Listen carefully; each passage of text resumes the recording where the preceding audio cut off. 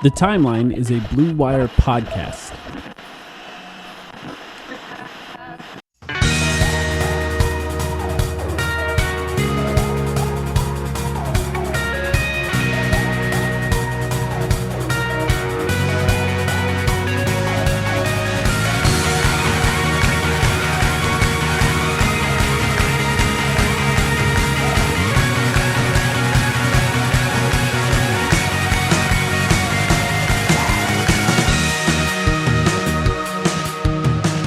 Welcome to the Timeline, a Phoenix Suns podcast. The Suns lost one, and it is now tied 2-2. Sam, how you doing?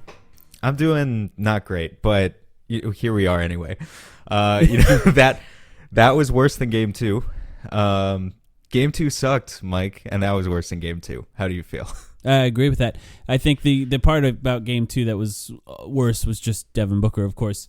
Yeah. Leaving the game. But I think this is one of those games and one of those podcasts, I should say, that remind me of why analysts are often not fans. Because it's tough, because I am one. And I want them to win. And I feel bad when they don't. And I feel bad when I see them playing badly or being sad after the game. I have an emotional attachment to the team and to the game more than an analyst should. And most analysts make some sort of effort to not be a fan. And I understand why now. I think, these playoff games, recording these ones after losses are one of the harder parts of our jobs, if you want to call it that. But I'll say this. I have been very open, mostly on Twitter, because we're just reacting to games and podcasts, so we don't have a lot of time to set narratives up or set talking points up on these podcasts. But I've been very open with my thoughts that once Devin Booker was out, I think this is a more even series than a lot of people realized. Mm-hmm. And having said that, the Suns being able to steal one in New Orleans after losing one at home, and then losing the second game in New Orleans, that to me was, in my mind, a best case scenario. I thought there was a chance that the Suns could lose both of those games. Role players play better at home. They tend to make more shots, play a little better. The crowd's on their side. Things go better for role players at home. So to win one and lose one was not a surprise to me. Having said that, the way the Suns lost this game, I think, is what hurts more. Because, losing a close one where role players are just hitting threes and stuff like that, almost like Game 2, that's a different story. But for Chris Paul not to show up in the fourth and to just not look right, and we'll talk about that in a second, and for the rest of the players to not really get any rhythm, and in a game where they kind of did hit some threes, it's a tough look for me. I mean, it was a combination of factors. I think you're exactly right, by the way. It's like, if you leave here with a 5-point loss, I'm not going to say you don't sweat it, because you sweat it if it's a tied series going back to Phoenix. You don't like that situation, but you take it. You take being able to split that 1-1 series. To have to fight and scrap your way to the Game 3 victory like they did, which was really just carried by Chris Paul in the fourth quarter, just to get a slight victory, and then to flop over and take this ass whooping that they did tonight. That really kind of came from both ends, unfortunately. I mean, they still shot like shit. They shot 26% from deep, which actually is pretty good for them this series, but relatively speaking, that's still shooting like shit. They never found an offensive rhythm. Defensively, they were struggling all night. Their screen navigation in the first half was terrible. They weren't able to properly pressure Brandon Ingram, who continues to be terrific this series, by the way. If you had any reservations about Brandon Ingram and who he was as a player going into the series, you should now have a lot more respect for his offensive talent, because I think he's definitely demonstrated that at every single level.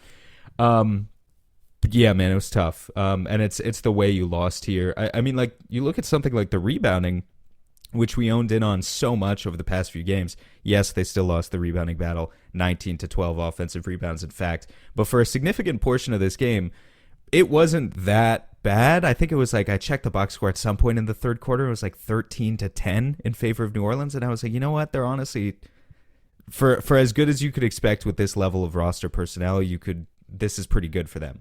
But everything else, just nothing coalesced. They did a great job getting into Chris Paul's head, and every single role player pretty much, maybe with the exception of DeAndre Ayton, floundered.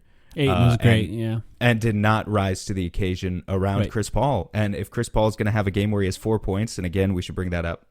I think we should talk more about that. But if Chris Paul is going to have a game where he's mostly taken out of it by whoever, and he can't get anyone else to get into a rhythm, you're dead in the water. That's just how it is with this team right now. Yeah. If you lose the offensive rebounding battle or the rebounding battle in general, then you have to win other aspects of the game. And in this game, they lost the turnover battle for the first time.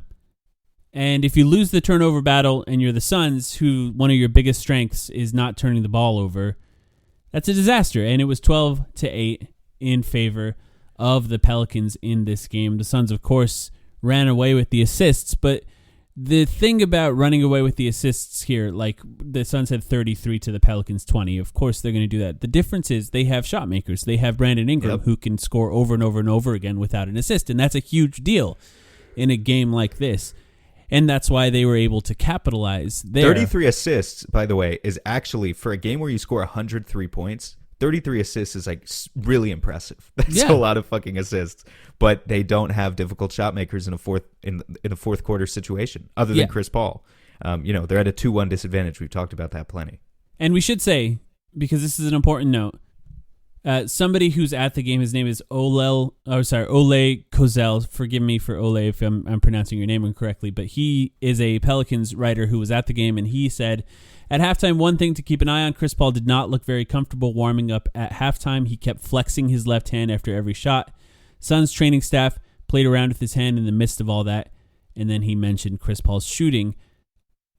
Look, I don't know. I know that a lot of credit will go to Herb Jones, who deserves it, and Alvarado, who also deserves it. I think both of those guys played incredibly today. Herb Jones, some spectacular highlight blocks.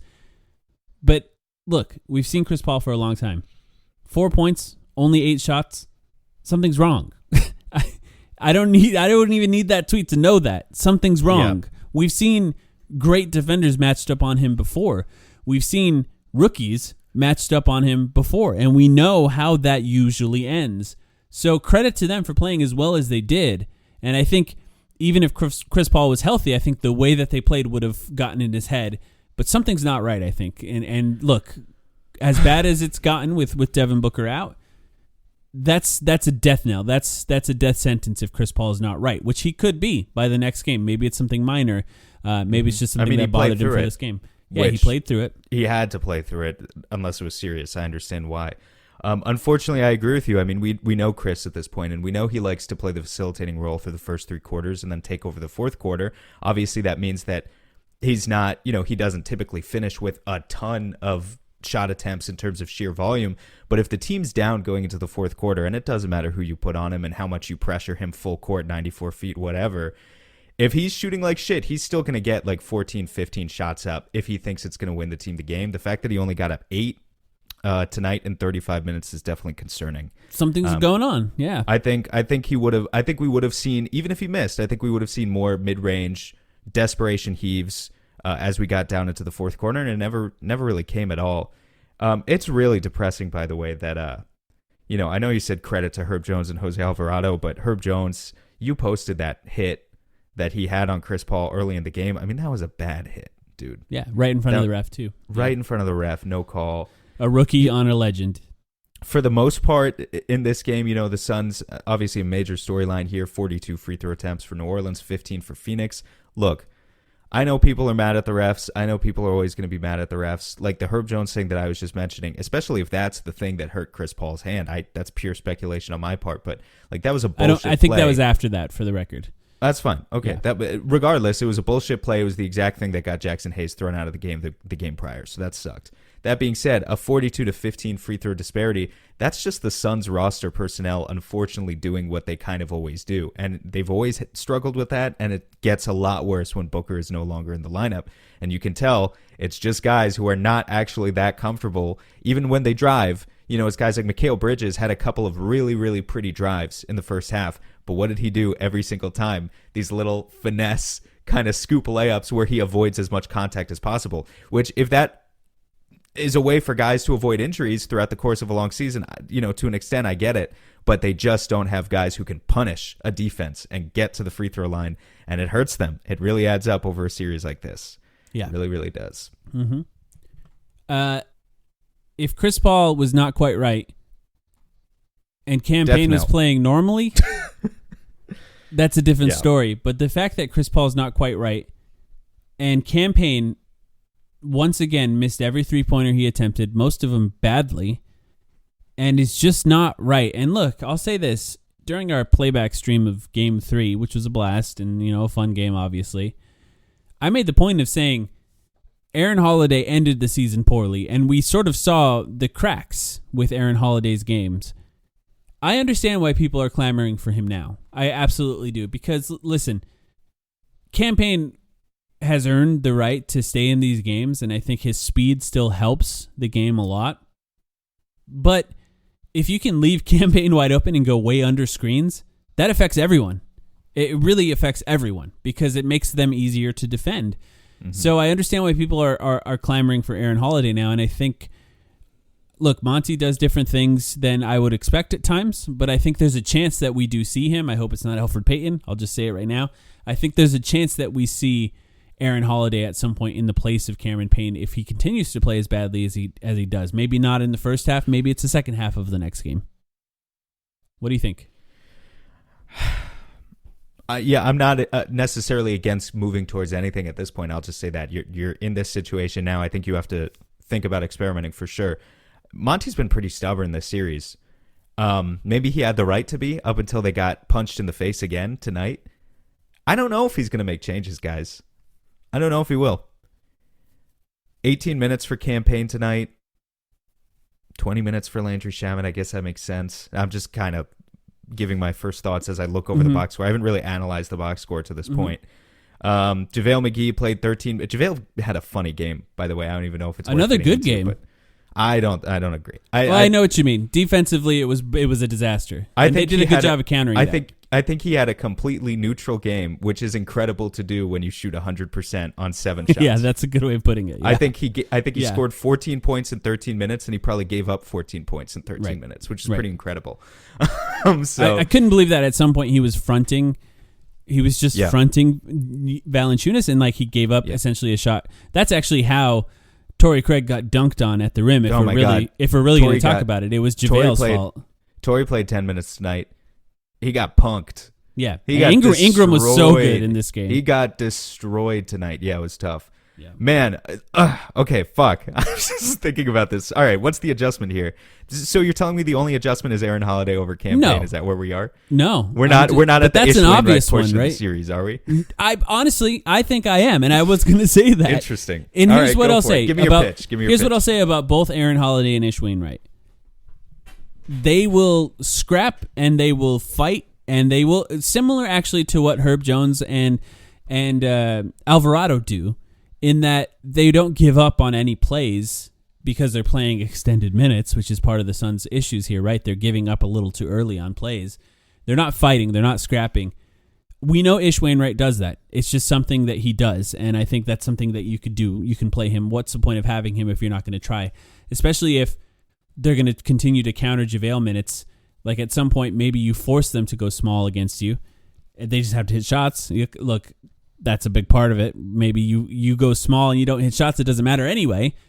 But assuming there's a regular number of shots or slightly below that, which is better for this series than they've been, I think that the fight, it's sort of the Javon Carter theory, right? You put Javon Carter in, everyone's effort goes up a little bit.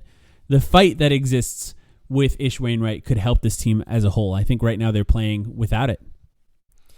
At the end of the day, we're talking about moves on the margins. I'm not against any of them.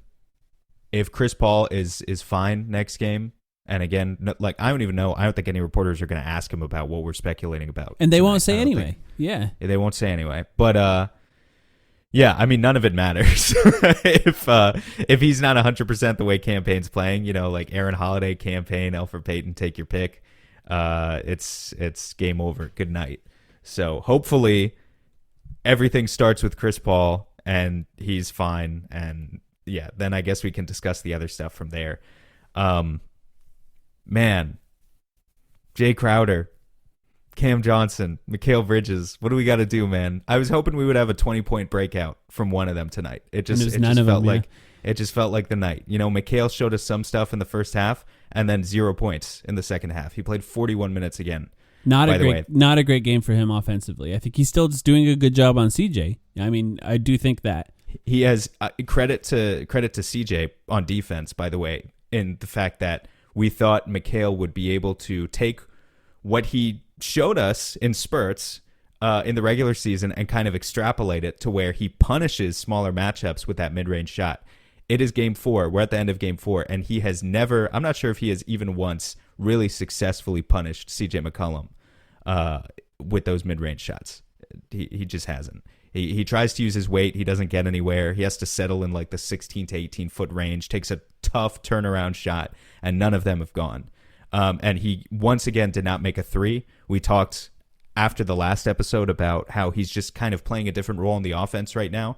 But also that's credit goes to the Pelicans there as well. The fact that you have another game where Mikal Bridges plays 41 minutes and he only attempts 2 threes in the first place, doesn't make either one of them. So they've done a really good job just kind of taking this guy who, let's be honest, we've put a lot of stock in.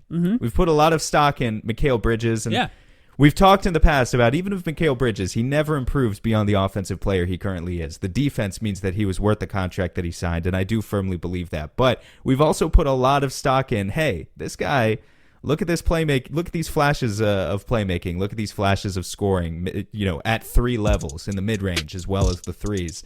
He could be something offensively, and they've needed him to kind of be something offensively in this series, and he really hasn't been. So it's just been tough.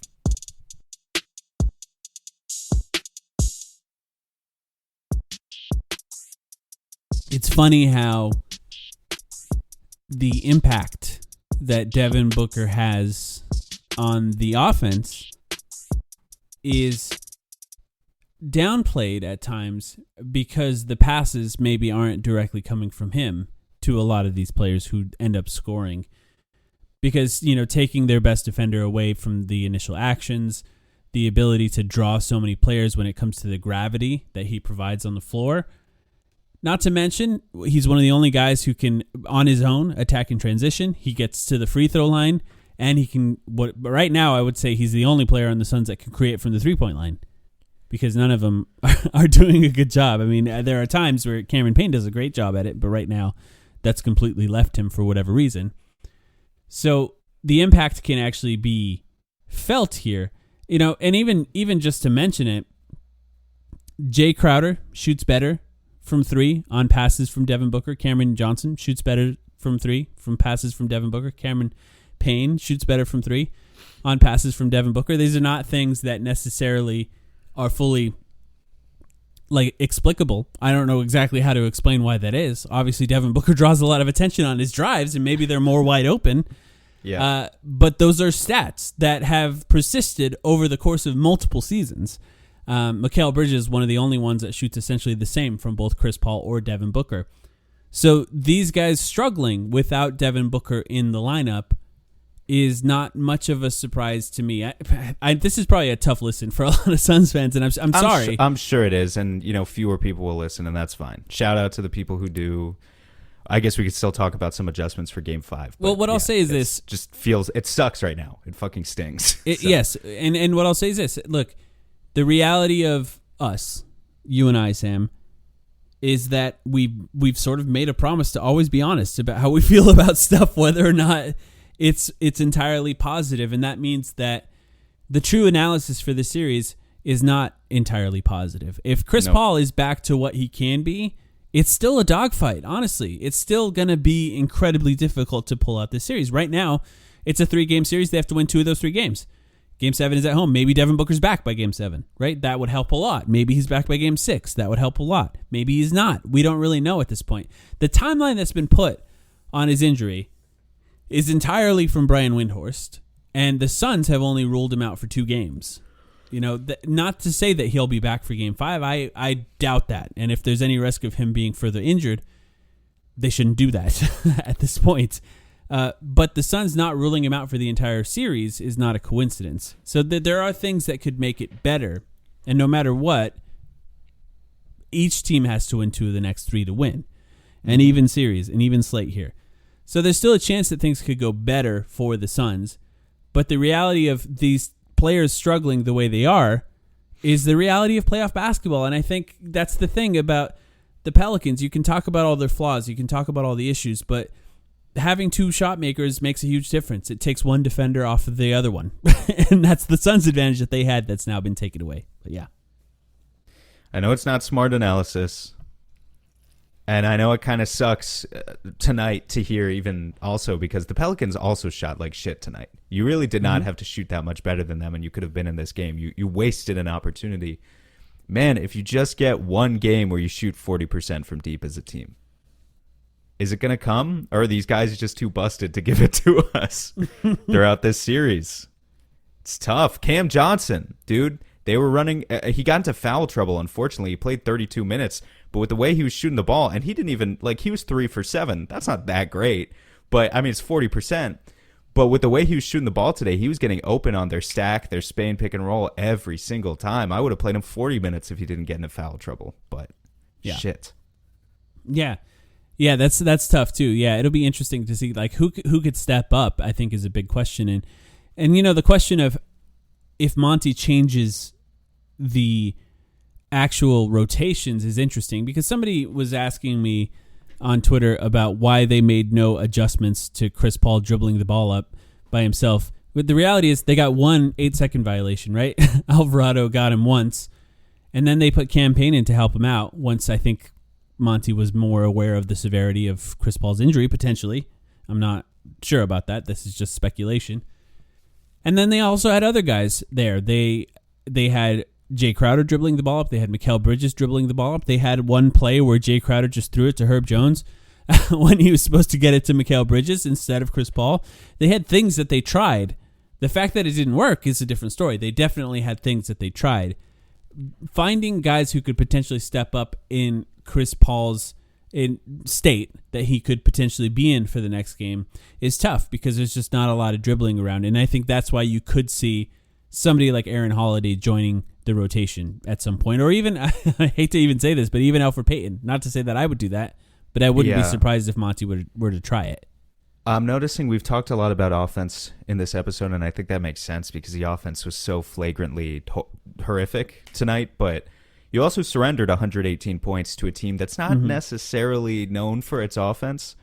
Where are you right now on the spectrum with defense of, I guess, on one end being that this is an effort issue and this is just guys who are not playing to their potential defensively. They're not focusing when they should be focusing, and it's basically players need to clean up and handle their shit, versus the other end of the spectrum where this is a coaching issue and you change up strategy. Yeah. Well, it's funny. The conversation of who's doing better as a coach, I mean, I think that favors Willie Green at this point, right? I agree. Yeah. That's overall, I agree. But yeah. But yeah, how do you feel about defense specifically right now? I mean, Ingram cooked again tonight, but there's a question of what else could you do? There's only one thing: send two guys at him. That's really your only option. And I think they've still continued to do sometimes in early offense, like when CJ is handling the ball. But they just don't help when it's Mikal or Jay, right? That's when it's a one-on-one scenario. Maybe they should. Maybe that is something they should do. Maybe try to make other guys dribble the ball, especially if you have CJ isolated with Mikal on him, and maybe they'll put CJ in the best possible helper position so that it has to be Mikal helping on Ingram. But Ingram's done a great job passing in this series, so there's no guarantee there. The Suns have to do it. It's not just a two-person thing, right? When somebody traps Ingram, you have to also shut down all the passing lanes and create the pass make it as difficult as possible on Ingram as well. So that's the tough part. It's an entire team thing when you trap. So that means the team has to be completely on, which is possible. They can get there. We talked earlier about how many boneheaded plays JaVale had defensively, and he had plenty, trust me. You could always still pull him and sub in a small to play small ball to fill in those extra 10 or 15 minutes or play Ayton more. But, Valanciunas played 33 minutes tonight. That's a lot. You're risking really starting to surrender the rebound battle if you do that. And also, like we said, Torrey's long. Usually he's pretty effective at bothering long wings. He got cooked tonight. So if you're just talking about putting an extra small out there, switching 5 out, the one-to-one coverage isn't That's not going to stop Ingram with the way he's hitting tough shots in this series. Mm-hmm. You're in a bind a little bit right now. You are in a bind with him. Luckily, CJ has not been able to heat up really all that effectively, too. I do think that Mikhail has had some frustrating lapses, particularly when it comes to screen navigation in this series. Like, CJ's gotten free more than I would have liked, but I don't think you could say that Mikhail has not done his job with CJ McCollum as his primary assignment. CJ is not having statistically a very good series. He's scoring points, but he's not doing it super efficiently. Ingram is really the guy who's been killing you at this point. Mm-hmm. Mm-hmm. Yeah, he's playing really well.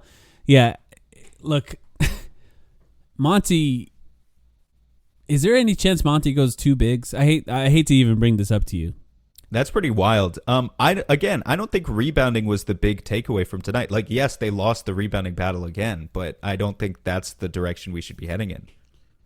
I mean, I agree.